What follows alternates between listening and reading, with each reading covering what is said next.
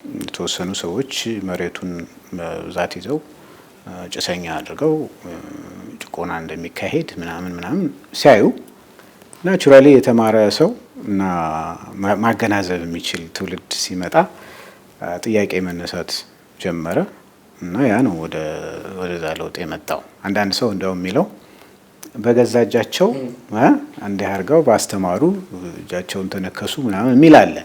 እኔ በዛ መንገድ ሳይሆን የማየው ለውጥ ያስፈልግ ነበር፣ ምንም ጥያቄ የለውም። ግን እነዛ ለለውጥ የታገሉ ሰዎች ብዙ ጊዜ አሁን እኔ ዋለልኝ መኮንን እየተባለ ሲጠራና የሱ እንደ ማጭበርበሪያ ሲውል ይገርመኛል።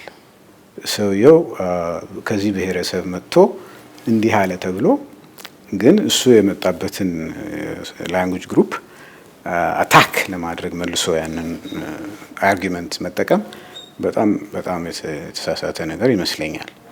እኔ የፊውዳል ልጆች ሆኖ አባቶቻቸውን ልክ አይደለም ብለው በአባቶቻቸው በቤተሰባቸው ላይ የዘመቱ ወጣቶች አሉ። ያ ነው መንፈሱ። ሰው እኩል ነው፣ ሁሉም ሰው እኩል ነው፣ ፌር መሆን አለበት፣ መሬቱ ለአራሹ መሰጠት አለበት ብሎ የተከራከረው ተማሪው የገባው ያወቀው ሰልጠን ያለው ነው እና ትክክለኛ ነው። ያ አመጣጡ ትክክለኛ አመጣጥ ነበረ።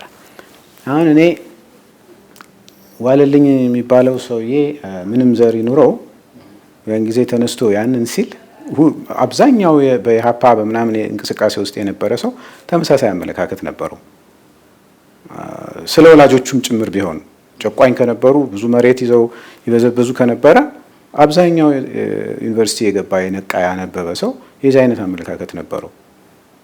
ምክንያቱም ፌር ነው፣ ሁሉም ሰው እኩል ትሪትድ መሆን አለበት ብሎ ስለሚያምን የትምህርት ውጤት ነው እንጂ ከዚህ ዘር ስለመጣ ከዚያ ዘር ስለመጣ በሚለው ስሜት አልነበረም። እኔ መቼም ተመልሶ አይመጣም የሞተ ሰው እንጂ ዋለልኝ ቢመጣና ወያኔ ያደረገውን ነገር ቢያይ መጀመሪያ አንድ ቁጥር ተቃዋሚ የሚሆነው ዋለልኝ ነው።